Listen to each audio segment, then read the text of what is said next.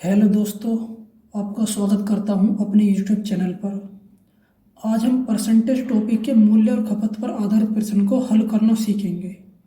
इन प्रश्नों को करने से पहले हमें एक छोटा सा और महत्वपूर्ण कंसेप्ट समझना होगा, जिससे हम इस प्रकार के सभी क्वेश्चन को बेहद आसानी से हल कर लेंगे।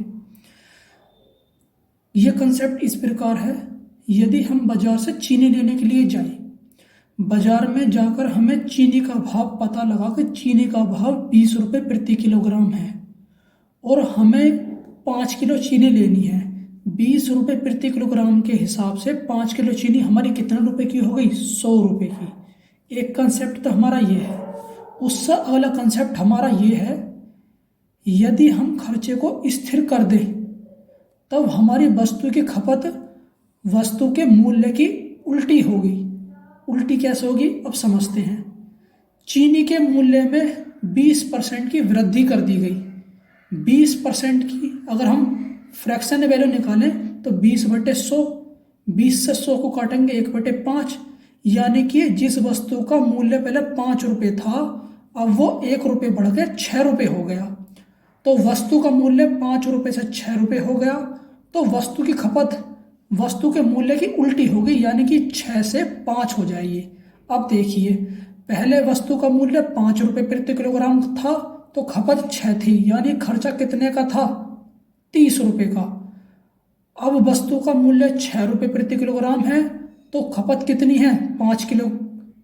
तो अब हमारा खर्चा कितना है? 30 रुपये का, यानी कि हर स्थिति में हमारा खर्चा स्थिर है। अब इस कंसेप्ट के मदद से हम इस प्रकार के सभी सवालों को बहुत ही आसानी से हल कर लेंगे। तो चलिए, इस कंसेप्ट को समझने के साथ अब हम क्वेश्चन की तरफ आगे बढ़ते हैं। चलिए दोस्तों, उस कंसेप्ट को समझने के बाद हम अपने क्वेश्चन की तरफ बढ़ते हैं। तो हमारा पहला क्वेश्चन कहता है, चीनी कीमत में 20% कमी होने पर 600 रुपये में 5 किलो चीनी अधिक खरीद सकते हैं।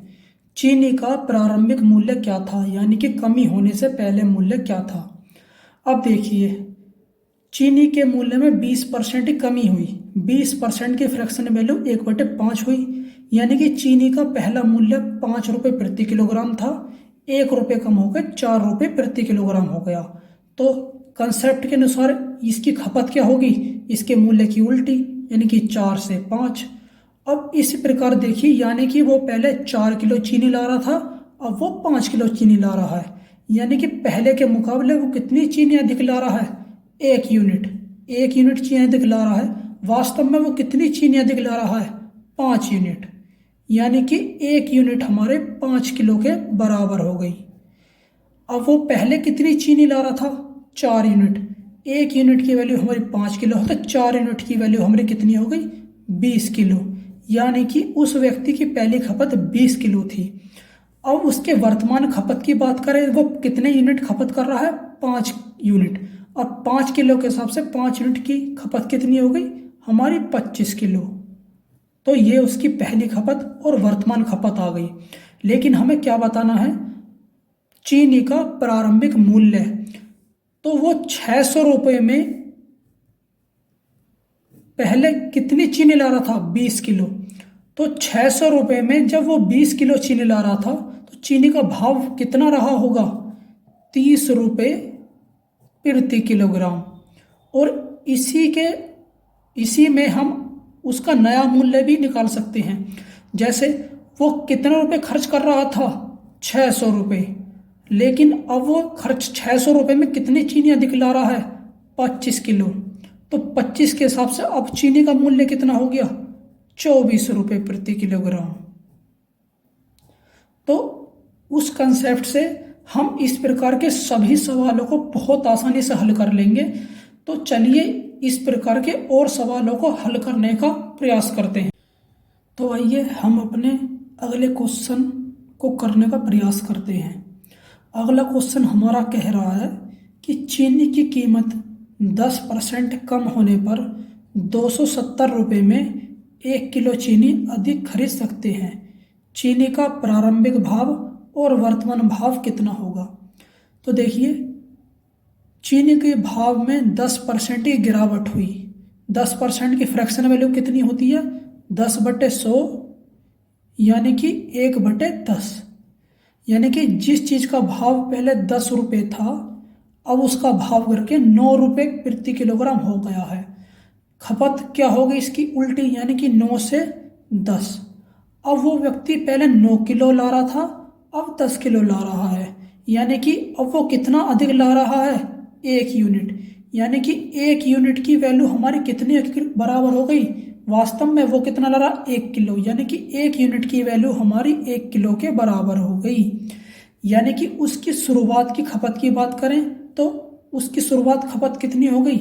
9 किलोग्राम। और उसकी वर्तमान खपत की बात करें तो कितनी हो गई? 10 किलोग्राम। और उसके प्रारंभिक भाव की बात करें, वो व्यक्ति 270 रुपये में पहले 9 किलो चीनी ला रहा था, तो 270 रुपये के हिसाब से 9 किलो चीनी का भाव कितना हो गया? 30 रुपये प्रति किलोग्राम। लेकिन अब वो वर्तमान में 270 रुपये में ही 10 किलो चीनी ला रहा है, यानी कि वर्तमान भाव कितना हो गया? 27 रुपये प्रति किलोग्राम। तो ये इस क्वेश्चन का हल हो गया। इसमें हमने वर्तमान भाव भी ज्ञात कर लिया और प्रारंभिक भाव भी हमने इसमें ज्ञात कर लिया। तो दोस्तों, हम इस प्रकार अपने अगले क्वेश्चन की तरफ बढ़ते हैं। तो अगला क्वेश्चन हमारा कह रहा है, चावल का मूल्य 25% बढ़ गया, जिससे अब 400 रुपये में 10 किलो कम चावल मिलते हैं।